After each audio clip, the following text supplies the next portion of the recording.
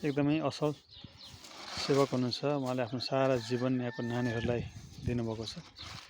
अनि उहाँ पढाउने मात्रै होइन, यसरी झाडु पनि लाउनुहुन्छ। हजुरले यो स्कुलमा कति वर्ष प्रिन्सिपलको काम गर्नुभयो? मैले लगभग 9 वर्ष जति गरेको। 9 वर्ष। अनि उहाँ चाहिँ मावि स्कुलको प्रिन्सिपल हुनुहुन्छ।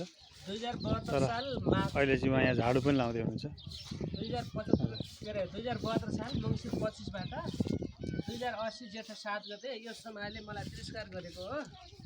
मैले यो ठाउँमा यी बेलामा मैले आफ्नै बोर्डिङ नर्सरी एलकेजी युकेजीका किताबहरू पनि ल्याएँ र आफ्नै रकम हालेर सर। अनि इसिडी के अरे नर्सरी एलकेजी युकेजी गरेर मैले 6 जना भोलन्टियर टिचर राखेको थिएँ व्यक्तिगत। हजुर। अनि ती टिचरहरूलाई मैले कस्तो गरेको थिएँ भने नर्सरीमा 2टा जना, एउटा केटीको ग्रुपलाई पढाउने, एउटा चाहिँ केटाको ग्रुपमा पढाउने। जसले राम्रो मिहिनेत गर्छ, विद्यार्थीलाई सिकाउँछ, उसलाई चाहिँ तलब चाहिँ हल्का बढी दिने। अनि अब यदि कमजोर छ त्यस्तो ऊ गर्दैन भने त्यसलाई कम दिने भनेर त्यस्तो प्लान बनाएर 6 जना भोलन्टियर टिचर राखेको थिएँ। अनि त्यहाँ चाहिँ 81 यहाँका नेता बनाउँदाहरू या सामान्य किसान मान्छेहरूलाई थाहा छैन, 81 हावाहुरी चलाएर चाहिँ 2080 साल जेठ 7 गते त्यो बागेश्वरी माविको फिल्डमा म एक्लै घुमिरहेको थिएँ। यो हुँदैन। अनि मेरो यो विद्यालयमा आर्थिक बुझारत पनि भएको छैन, यिनीहरूले हस्तक्षेप गरेका छन्। अहिलेसम्म मैले न्याय पाएको छैन यो ठाउँमा। अनि त्यसपछि 8-9 महिनासम्म मलाई बिगार्यो भनेर आरोप लगाए। अनि त्यसपछि म 8-9 महिनासम्म सेलाएर बसेँ। आखिरीमा कोही कतैबाट केही नभएपछि अहिले घरबाटै सुरु गरेको हो सर।